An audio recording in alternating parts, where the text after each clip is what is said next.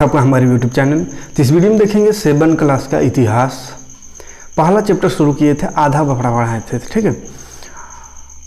तो पार्ट 1 में आधा देखे थे, आज इसका सेकंड पार्ट है पहला चैप्टर का, इसमें बाकी को देखेंगे, ठीक है। ये झारखंड बोर्ड स्पेशल पढ़ा रहे हैं, झारखंड बोर्ड के लिए ना, थोड़ा सा कमेंट करिएगा, लाइक कीजिएगा और ज़्यादा से ज़्यादा लोग तक वीडियो तक को शेयर करने की कोशिश कीजिएगा ताकि आपको लगातार वीडियो दे पाए, है ना। बहुत दिन बाद आज वीडियो दे रहे हैं इसका, तो ज़्यादा रिस्पॉन्स नहीं मिलेगा तो फिर वीडियो नहीं दे पाएंगे, है ना। इसलिए थोड़ा सा कोशिश कीजिए आप भी लोगों को जोड़ने का, ताकि हम लगातार वीडियो आपको दे सकें। बाकी उधर मैथ साइंस भी चल रहा है, ठीक है। मैथ तो कंप्लीट है, साइंस चल रहा है, 8 चैप्टर हुआ है।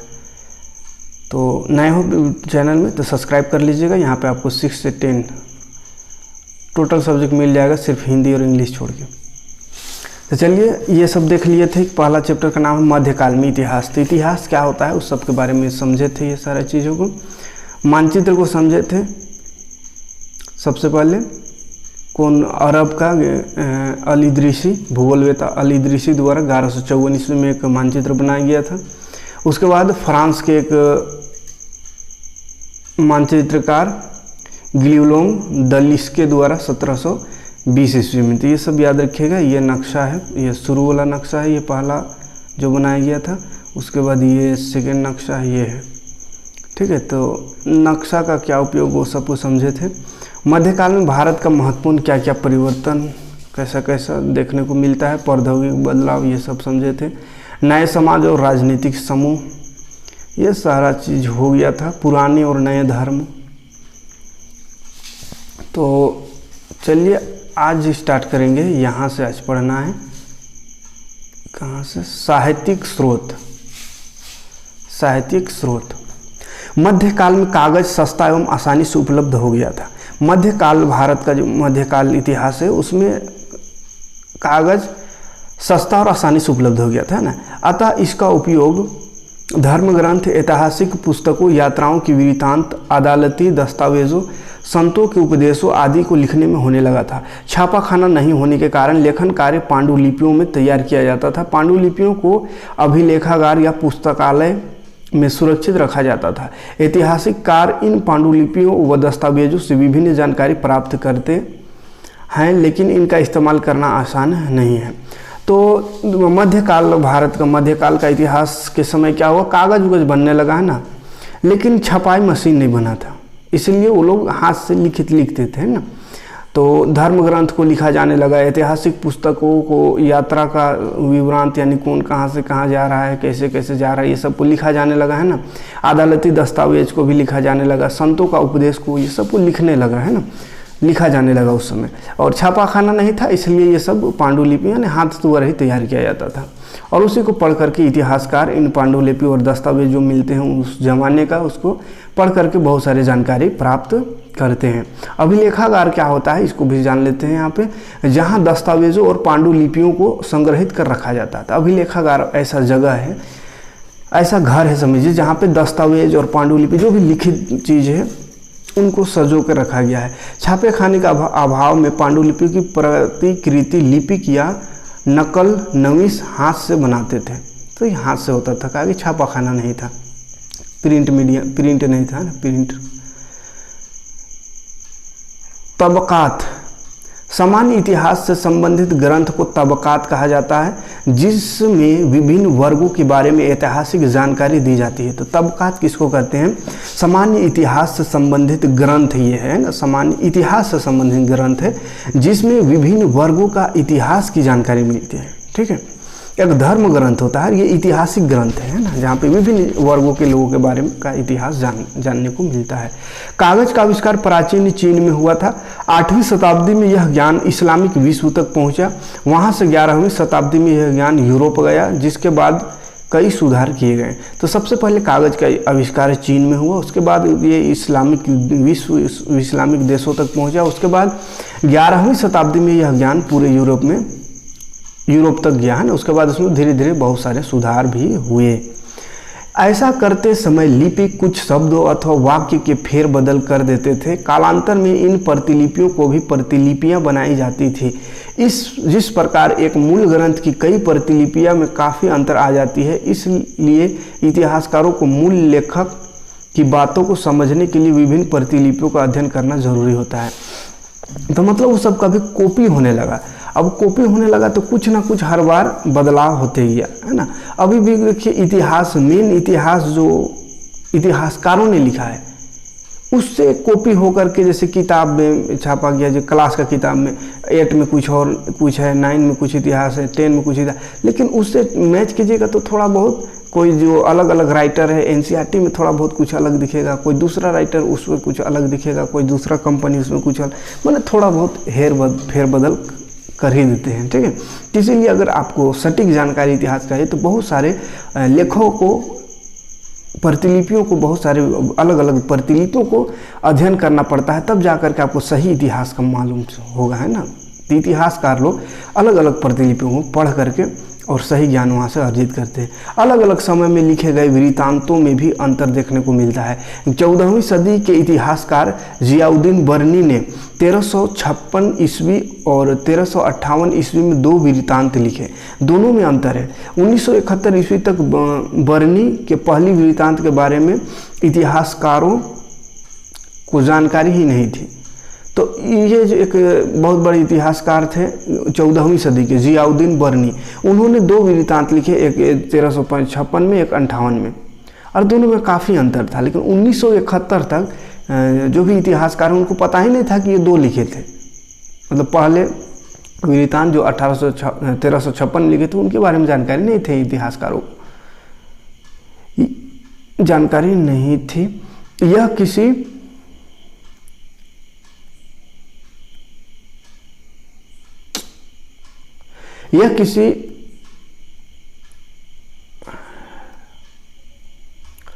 किसी पुस्तकालय में दबा पड़ा था। तो ये जो पहला वृत्तांत था वो कहीं पुस्तकालय में दबा था, जो बाद में मिला।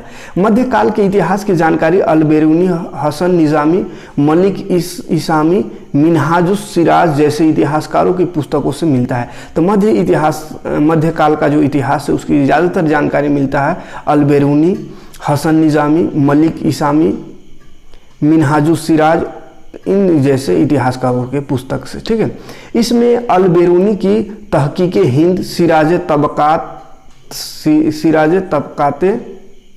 की तबकाते नासिरी व हसन निजामी के ताजतुल मासिर, ये सब किताब इन लोगों का है। इनसे मध्यकाल की इतिहास की अच्छी जानकारी मिलती है। अल-बेरूनी की देखिए, इतिहासकाल अल-बेरूनी को खगोल, भूगोल, दर्शन सहित कई विधाओं में महारत हासिल थी। उसकी पुस्तक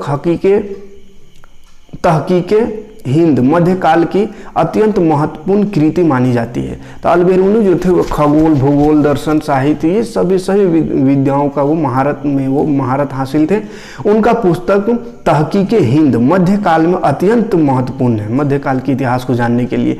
मध्य एशिया में जन्मे अल-बेरूनी ने कई वर्षों तक भारत में रहकर भारतीय साहित्य का अध्ययन किया। उसे पुराणों का अध्ययन करने वाला प्रथम मुसलमान भी माना जाता है। पुराण को पढ़ने वाला ये प्रथम मुसलमान भी माना जाता है भारत में। अपने पुस्तक में उसने कई बार भगवत गीता, विष्णु पुराण और वायु पुराण को उद्धृत किया है, मतलब जिक्र किया है उनका। उसने उस समय भारतीय समाज में प्रचलित धार्मिक रीति रिवाज, पूजा पाठ, दान, तीर्थ यात्रा और यज्ञों को भी वर्णन किया। मतलब उस समय का इतिहास को मतलब बहुत बढ़िया तरीके से इन्होंने अपनी पुस्तक में लिखा है, हर जाति हर धर्म के इतिहास को। विशेष रूप से उल्लेखनीय है एक अज्ञात लेखक द्वारा लिखे गए चचनामा से अरबों के सिंध विजय की जानकारी मिलती है। क्या जी उल्लेखनीय है? हसन निजामी, ये सब उल्लेखनीय है। मतलब ये सब इतिहासकार से बढ़िया इतिहास, मध्यकाल का इतिहास जानकारी मिलती है। और एक अज्ञात लेखक भी है जिसने एक किताब लिखा है चचनामा। इससे पता चलता है अरबों के सिंध विजय की जानकारी, सिंध में कैसे वो लोग जीते, सिंध में कैसे उन लोग, उसका जानकारी मिलता है चचनामा से, जो कि अज्ञात कौन लिखा है पता नहीं अभी तक। अमीर खुसरो एक महान कवि। अब अमीर खुसरो के बारे में थोड़ा सा देखते हैं। अमीर खुसरो मध्यकाल के एक महान विद्वान एवं कवि थे। उनका जन्म उत्तर प्रदेश के पटियाली एटा नामक गांव में 1253 ईस्वी में हुआ था। सुल्तान बलबन के समय वे शासन के संपर्क में आए। उन्होंने 8 सुल्तानों का शासन देखा, 8 सुल्तान का शासन देखा था। वे प्रथम भारतीय लेखक थे जिसने अपने लेखन में हिंदी के शब्दों और मुहावरों का पर्याप्त प्रयोग किया। वे मूलतः इतिहासकार नहीं थे, परंतु उनके द्वारा रचित मसनवी और दीवान तत्कालीन भारतीय इतिहास के बारे में पर्याप्त जानकारी उपलब्ध कराते थे। तो ये अमीर खुसरो कोई इतिहासकार नहीं थे, बस ये साहित्य लेखक थे, लेकिन उनके द्वारा जो साहित्य लिखा गया था उनसे, उस सभी पुस्तकों से उस समय के इतिहास के बारे में बहुत सारी जानकारी मिलता है। उन्होंने कई ग्रंथों की रचना की। वे प्रसिद्ध सूफी संत निजामुद्दीन औलिया के शिष्य थे। खुसरो पहले व्यक्ति थे जिसने हिंदी, हिंदवी और फारसी में एक साथ लिखा। ये पहला इंसान थे जिन्होंने हिंदी में भी, हिंदवी, फारसी हर भाषा में एक साथ अपनी पुस्तकों को लिखे। उन्हें खड़ी बोली का आविष्कारक का श्रेय दिया जाता था। खड़ी बोली का आविष्कारक उन्हें माना जाता। संगीत के क्षेत्र में उन्होंने कई रागों को जन्म दिया। संगीत के क्षेत्र में भी उनका अहम योगदान रहा। खुसरो ने भारत के विषय में फारसी में लिखा, गर फिरदौस बर रुई जमी अस्त हमी अस्तो हमी अस्तो हमी अस्त, अर्थात अगर धरती पर कहीं स्वर्ग है तो यही है, यही है, यही है। तो धरती पर स्वर्ग भारत को कहा गया किसके द्वारा? सबसे पहले खुसरो, है ना। भारत के बारे में अमीर खुसरो ने ही कहा था कि भारत ही एक ऐसा सरजमी है जहाँ पे अगर धरती में जन्नत देखना हो, स्वर्ग देखना हो तो भारत है ना। अपने ये फारसी भाषा में लिखा था, गर फिरदौस बर रुपी जमी अस्त बर रुए जमी अस्त हमी अस्तो हमी अस्तो हमी अस्त। इसका मतलब होता है अगर धरती में कहीं स्वर्ग है तो यही है, यही है, यही है। तो ये थे अमीर खुसरो। अब देखिए मध्यकाल में झारखंड। मध्यकाल में झारखंड का क्या स्थिति था? तो इस बुक का खासियत हम बार बार बोलते हैं, झारखंड का जो ये बुक है इसका मेन खासियत अभी है जो नया बुक आया JCERT का, कि इतिहास को यहाँ पे पढ़ रहे हैं या भूगोल को या किसी भी चीज़ को पढ़ रहे हैं तो पूरा भारत का इतिहास को देखते हुए झारखंड में पहुँचना है। पूरा भारत का भूगोल को देखते हुए झारखंड में, पूरा भारत का पॉलिटी को जानते हुए झारखंड में आना है। तो झारखंड की अहम जानकारी यहाँ पे है हर चैप्टर में, हर बुक में, इसलिए आपको पढ़नी चाहिए इसको, है ना। आगे जाकर के कंपटीशन में बहुत काम आएगा। मध्यकाल में झारखंड दिल्ली या बाहरी सल्तनत के सीधे कब्जे से मुक्त था। मध्यकाल में भारत जो था दिल्ली सल्तनत या कोई बाहर का सल्तनत से मुक्त था। छोटा नागपुर संथाल परगान से लेकर उड़ीसा और मध्य प्रदेश तक फैले जनजातीय क्षेत्र के लिए झारखंड शब्द का पहला प्रयोग संभवतः मध्यकाल से ही शुरू हुआ। और झारखंड शब्द का प्रयोग मध्यकाल से ही शुरू हुआ था। ऐसा नहीं कि बिहार से अलग हुआ तब झारखंड, ना, बहुत पुराना इतिहास है झारखंड का भी। उपलब्ध ऐतिहासिक सामग्रियों में 13वीं सदी के एक ताम्रपत्र में इस क्षेत्र के लिए झारखंड शब्द का पहली बार प्रयोग मिलता है। 13वीं सदी में पहली बार झारखंड शब्द का प्रयोग मिलता है। झारखंड यानी वन प्रदेश। मध्यकाल के प्रारंभ में झारखंड में कई छोटे छोटे शासकों का शासन था, जिसमें पलामू के रैक्सैल, कोकरा के नागवंशी और सिंहभूम के सिंह वंश आदि प्रमुख थे। इस समय तक झारखंड के शासकों को ज़्यादा बाहरी हस्तक्षेप का सामना नहीं करना पड़ा था, है ना, बाहरी ताकत का सामना नहीं करना पड़ा था। 2-3 बार मुस्लिम फौज उत्तर पूर्वी झारखंड से होकर गुजरे। मध्यकाल के इतिहास में यह चर्चा खास तौर पर दर्ज है कि झारखंड में हीरे एवं सोना पाए जाते थे और यह सफ़ेद हाथियों के लिए प्रसिद्ध था। तो हीरा और सोना उस समय झारखंड में पाए जाते थे, इस बात पर झारखंड चर्चित था और यहाँ सफ़ेद हाथी पाया जाता था। जब बंगाल पूर्वी क्षेत्र का केंद्र बना तो झारखंड बंगाल के अधीन में रहा। ठीक है, तो ये झारखंड का थोड़ा सा इतिहास था। तो पहला में बस समझे हैं कि ये इतिहास क्या होता है, थोड़ा सा इतिहासकारों के बारे में जानकारी मिला है। नेक्स्ट चैप्टर में आएंगे तो अब आगे बढ़ेंगे, इतिहास को पढ़ेंगे, है ना। तो चलिए मिलते हैं नेक्स्ट वीडियो में।